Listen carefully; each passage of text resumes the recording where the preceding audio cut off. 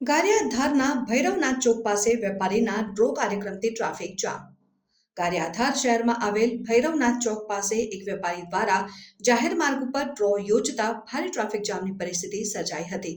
મુખ્ય માર્ગ થોડા સમય સંપૂર્ણ રીતે અવરોધિત થતા વાહન ચાલકો તેમજ સ્થાનિક નાગરિકોને ભારે અગવડનો સામનો કરવો પડ્યો હતો.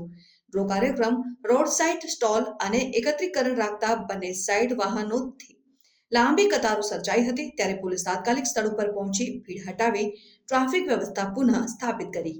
પરંતુ લોકોમાં ચર્ચાઈ રહ્યું છે કે શું ડ્રો માટે તંત્ર પાસેથી પરમિશન લેવામાં આવી હશે?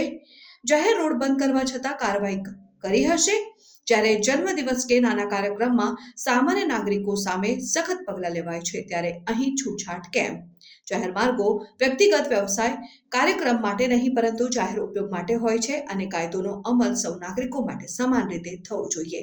પરંતુ આયોજનકર્તા સામે કોઈ કાયદાકીય પગલાં લેવાયા હશે કે કેમ?